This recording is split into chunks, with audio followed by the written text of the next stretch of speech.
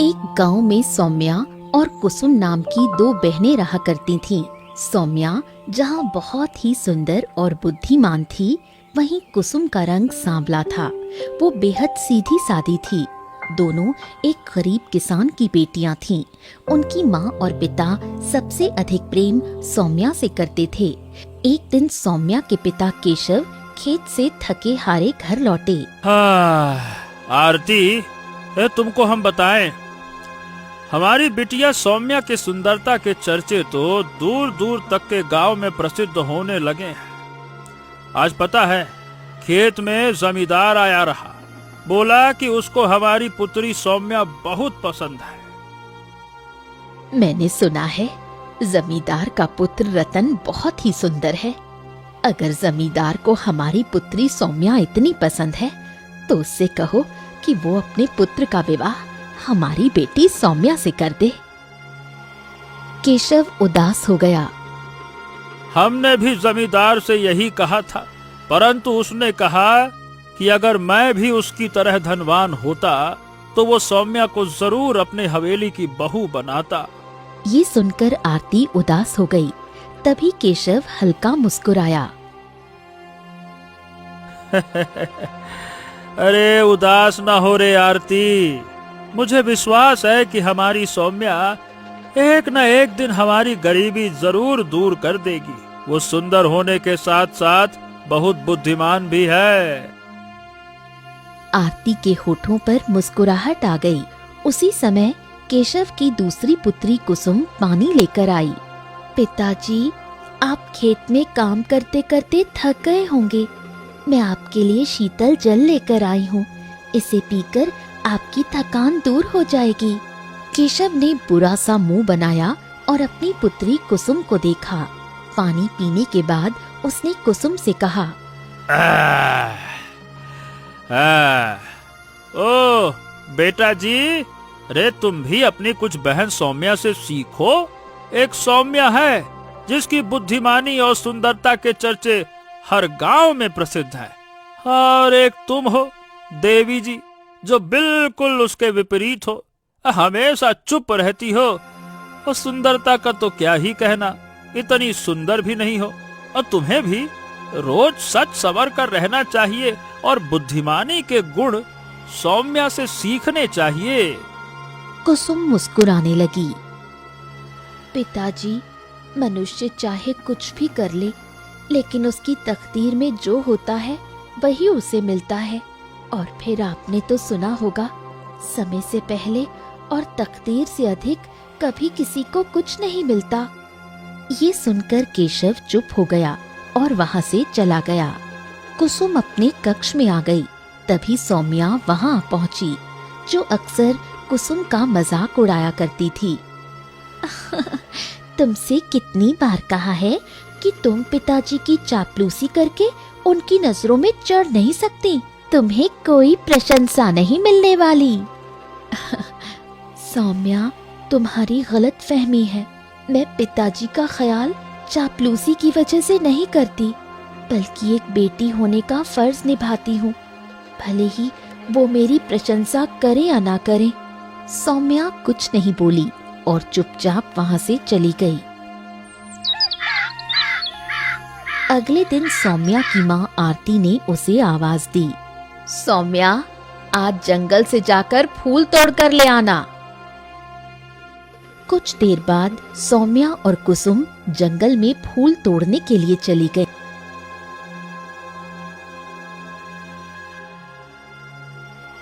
फूल तोड़ते तोड़ते सौम्या की नजर एक वृक्ष के नीचे बैठे साधु महाराज पर पड़ी। वहाँ कुछ लोग थे जो साधु को अपना हाथ दिखा रहे थे।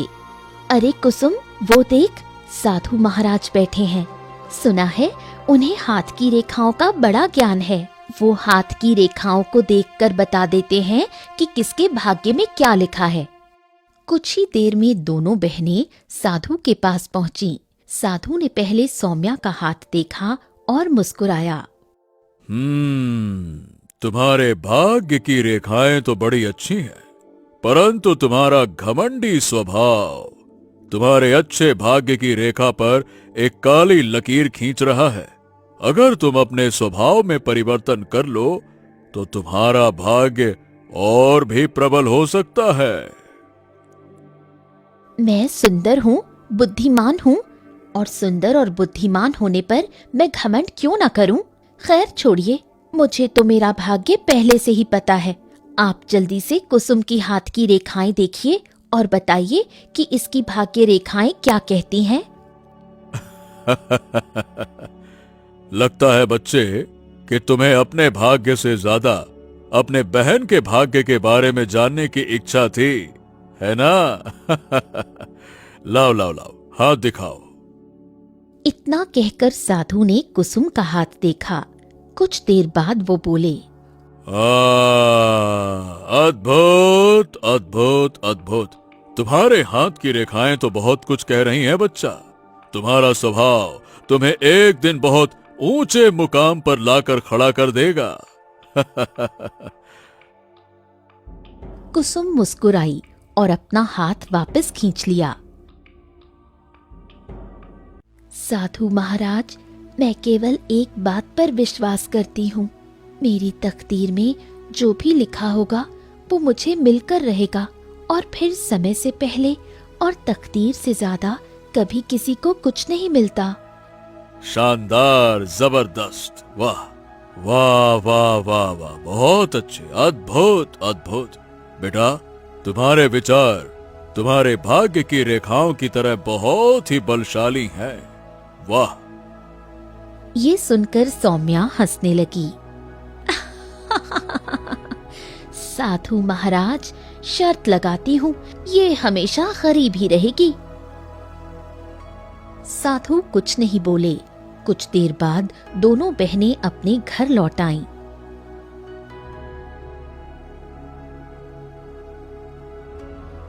कुसुम अपने कक्ष में चली गई, जबकि सौम्या ने सारी घटना अपनी माँ और पिता को बताई। अरे बेटा, अगर तुम अपना हाथ साधु महाराज को ना भी दिखाती ना, तब भी हमें पता था कि तुम्हारा भाग्य बहुत ही ऊंचा होगा। अरे काहे कि तुम इस गांव की सबसे सुंदर और सबसे बुद्धिमान लड़की हो। अरे मेरी प्यारी बिटिया, आए हाय हाय हाय, किसी की नजर ना लग जाए। सौम्या फिर घमंड से मुस्कुराई और वहां से चली गई।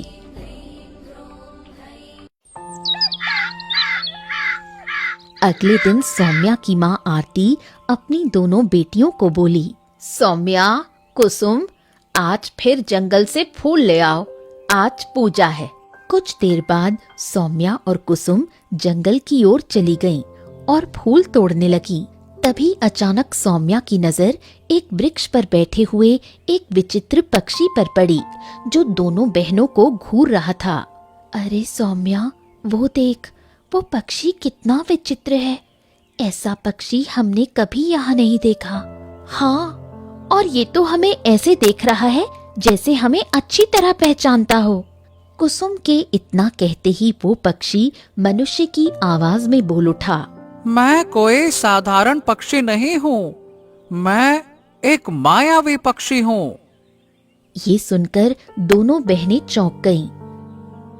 अगर तुम दोनों मेरी एक पहेली का अपनी बुद्धिमानी से सही उत्तर दे दोगी, तो मैं तुम्हें एक ऐसी जादुई वस्तु दूंगा जिससे तुम्हारा भाग्य बदल जाएगा। सौम्या तुरंत खुश हो गई। वहीं कुसुम शांत मुस्कान के साथ बोली, मुझे तुम्हारी पहेली जानने में कोई दिलचस्पी नहीं। मेरा भाग्य इतना कमजोर नहीं कि एक पहेली से बदल जाए। जो मेरी तकदीर में लिखा है वही मिलेगा। पक्षी कुछ देर कुसुम को देखता रहा, फिर सौम्या की ओर मुड़ा। क्या तुम्हारे यही विचार हैं? मेरी बहन मूर्ख है। उसकी मूर्खता के चर्चे पूरे गांव में प्रसिद्ध हैं। वो मौके का फायदा उठाना नहीं जानती, पर मैं जानती हूँ। मैं अपने गांव की सबसे बुद्धिमान लड़की हूँ। तुम अपनी पहेली पूछो, मैं जरूर सही उत्तर दूंगी। तो सुनो, मैं बिना पंख के उड़ता हूँ, बिना पैर के चलता हूँ, बिना मुंह के बोलता हूँ, बिना शरीर के दुनिया हिला देता हूँ। बताओ, मैं कौन हूँ? इस पहेली का उत्तर है हवा, क्योंकि हवा बिना पंख उड़ती है, बिना पैर चलती है, बिना मुंह के आवाज पैदा करती है और तूफान बनकर दुनिया हिला देती है। वाकई तुम तो बहुत बुद्धिमान हो। अगले ही पल रंग बिरंगी किरणों के साथ सौम्या के सामने एक पत्थर प्रकट हुआ। ये लो, ये एक जादुई पत्थर है। याद रखना, इसका इस्तेमाल केवल एक बार कर सकती हो, सिर्फ एक बार। किसी भी वस्तु को सोने में बदल सकती हो, सिर्फ एक बार। उसके बाद ये पत्थर गायब हो जाएगा। इतना कहकर मायावी पक्षी रंग बिरंगी किरणों में गायब हो गया।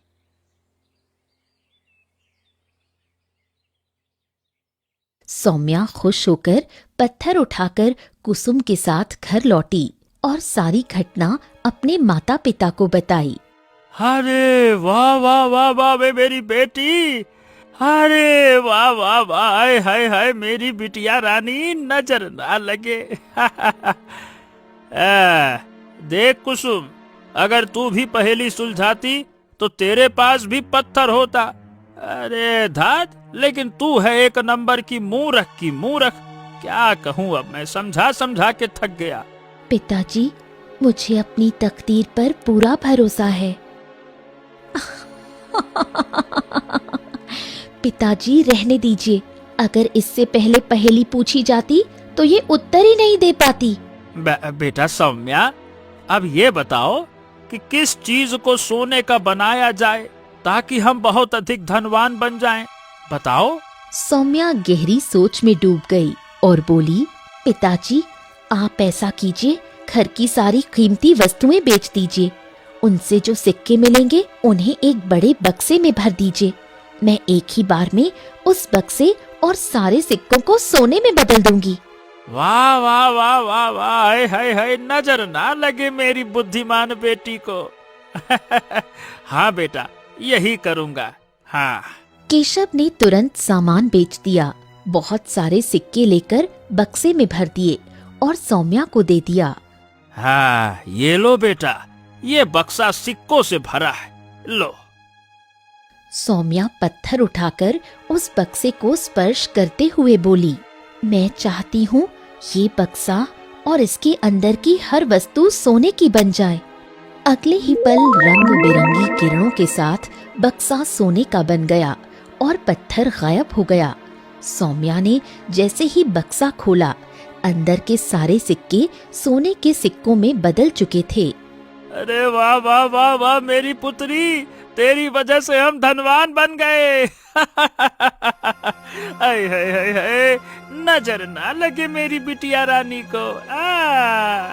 पिताजी, अब आपकी गरीबी के दिन दूर हो गए। लेकिन केशव ने गुस्से से कुसुम को देखा।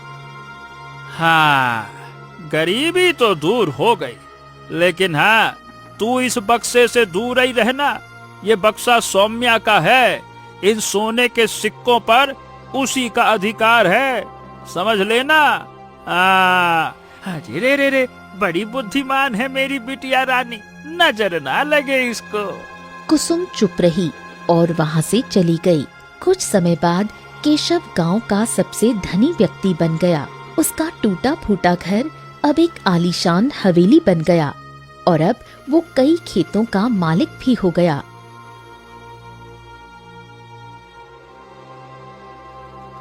एक दिन केशव अपनी हवेली में बैठा हुआ था कि तभी वहाँ जमींदार अपने पुत्र रतन के साथ आ पहुँचा।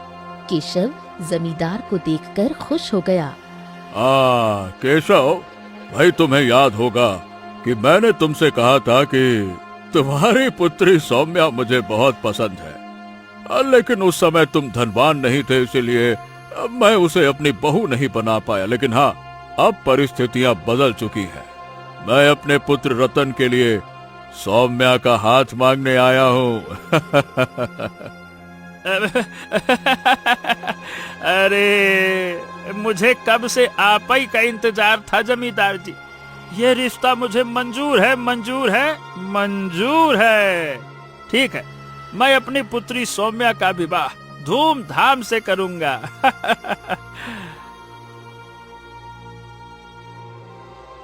जमींदार और रतन खुश होकर वहां से चले गए। कुछ देर बाद कुसुम आकर खड़ी हो गई।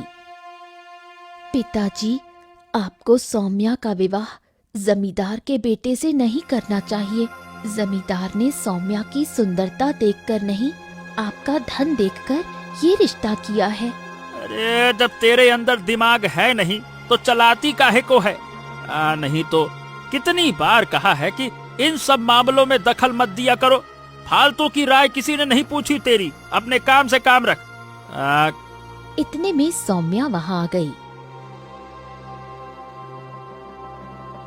ये क्यों नहीं कहती कि तू जल गई है? मेरा रिश्ता ऊंचे घराने में हो रहा है, इसलिए तुझसे बर्दाश्त नहीं हुआ। सौम्या, तुम कैसी बातें कर रही हो? मैं तुम्हारी सगी बहन हूँ। तुम्हारी खुशी देखकर मैं खुश होती हूँ। मैं तुमसे क्यों जलूंगी? क्योंकि ना तुम मुझसे ज्यादा सुंदर हो, ना ज्यादा बुद्धिमान, और अब तुम सह नहीं पा रही कि जमींदार स्वयं रिश्ता लेकर आया है। गलतफहमी का कोई इलाज नहीं होता। अगर तुम ऐसा ही सोचती हो तो मैं क्या कर सकती हूँ? कुसुम चुपचाप वहां से चली गई। कुछ समय बाद सौम्या का विवाह रतन के साथ धूमधाम से संपन्न हुआ और वो जमींदार की हवेली में चली गई।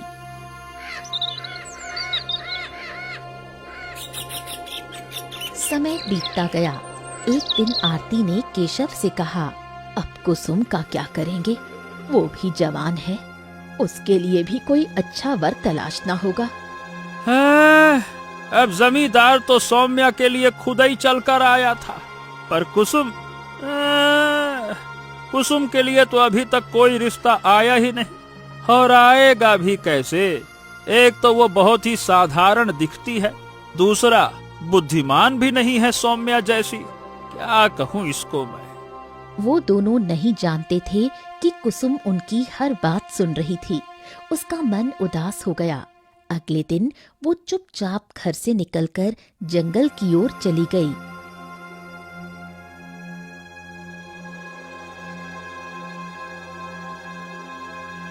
कुसुम एक वृक्ष के नीचे बैठकर रोने लगी। अगर मेरी तकदीर में अच्छा वर लिखा होगा तो वो मुझे जरूर मिलेगा। तभी उसकी नजर एक तालाब के किनारे पड़ी, जहाँ एक घायल युवक गिरा हुआ था और एक नकाबपोश तलवार से उस पर वार कर रहा था। हे भगवान, इसकी जान तो खतरे में है। वो पूरी शक्ति से दौड़ी और नकाबपोश को जोर से धक्का दे दिया। नकाबपोश तालाब में गिरा और चीखते हुए बोला, मुझे तैरना नहीं आता। कुछ ही पल में उसकी आवाज शांत हो गई। कुसुम तुरंत घायल युवक के पास पहुंची, जो खून से लथपथ पड़ा था। वो उसे सहारा देकर किसी तरह अपनी हवेली तक ले आई। हैं? ये कौन है कुसुम? कहाँ से पकड़ लाई इसको? पिताजी, ये जंगल में घायल पड़ा था। एक नकाबपोश इसे मार रहा था। अगर मैं देर कर देती तो ये मर जाता। क्या पागल हो गई हो? तुमने उस नकाबपोश को धक्का दे दिया। न जाने वो कौन था और ये व्यक्ति कौन है। माँ, अच्छाई और बुराई पहचानने की समझ मुझ में है। वो नकाबपोश दुष्ट था। अगर मैं उसे ना रोकती तो वो इस युवक को भी मार देता और शायद मुझे भी। केशव ने मुंह बनाया। अरे मेरे पास और कोई काम धाम नहीं है क्या? हैं? मैं सड़क पर पड़े लोगों की सेवा करूंगा क्या? तुम लाई हो, किसी कमरे में लेटा दो और वैद्य जी को बुला लाओ। मुझसे कोई उम्मीद मत करो। अब वही उसके जख्मों को ठीक करेगा। पता नहीं कहाँ से ले आई इसको। कुसुम चुपचाप युवक को उठाकर एक कक्ष में ले गई और एक वैद्य को तुरंत बुलवा लिया। बाप रे बाप, ये तो बहुत ही बुरी तरह से घायल है। देखो, मैं इसके घाव को ठीक करने के लिए तुम्हें कुछ जड़ी बूटियां दे रहा हूँ, लेकिन ध्यान रखना, अगर तुमने जरा सी भी लापरवाही की तो इसकी जान जा सकती है। ये भी किसी का बेटा होगा, किसी का भाई होगा। मैं इसे बचाने का पूरा प्रयास करूंगी। वैद्य के जाने के बाद कुसुम दिन रात उसकी सेवा में जुट गई।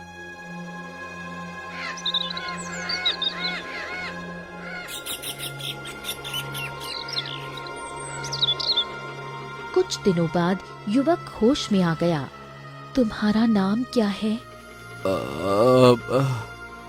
हाँ हाँ हाँ हाँ हाँ, मुझे याद आ गया। जब वो नकाबपोश मेरे ऊपर वार कर रहा था तब तुमने ही मुझे बचाया था। मेरा नाम आदित्य है। मैं एक गरीब व्यक्ति हूँ। वो नकाबपोश एक डाकू था जो मेरा धन छीनने का प्रयास कर रहा था।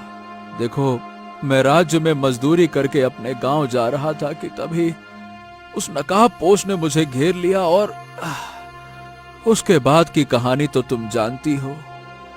चलो अच्छा है कि तुम्हारी जान बच गई। कुछ दिन बाद आदित्य पूरी तरह से स्वस्थ हो गया, लेकिन कुसुम मन ही मन उससे प्रेम करने लगी थी। एक दिन केशव आदित्य से बोला, हाँ भाई, मेरी पुत्री कुसुम ने बताया कि तुम एक गरीब मजदूर हो और मजदूरी करके लौट रहे थे और डाकू तुम्हारा धन छीनना चाहता था।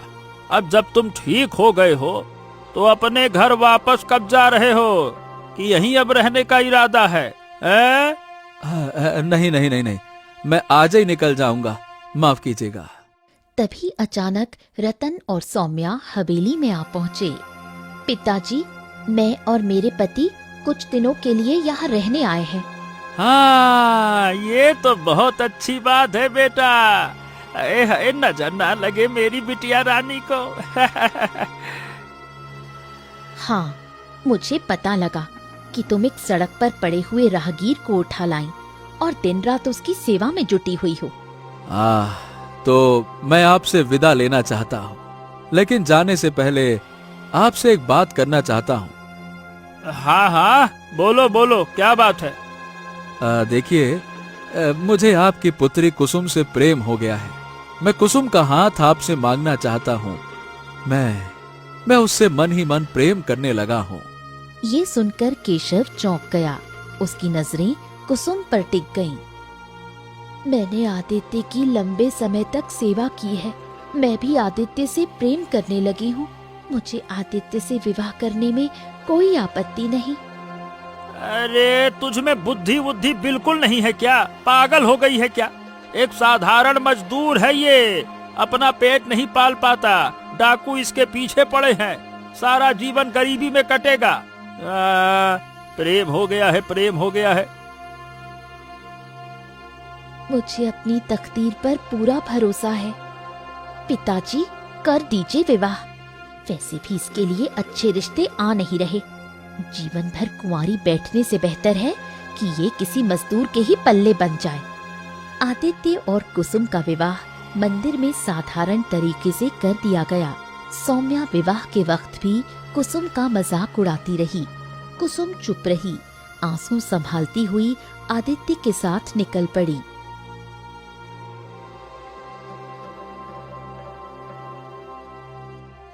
हाँ, क्यों कुसुम, कहीं तुम्हें अपने फैसले पर पछतावा तो नहीं हो रहा?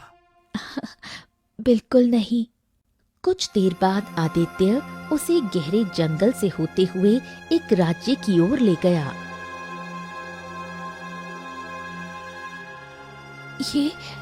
ये तो महल है। तभी एक सैनिक भागता हुआ पहुंचा।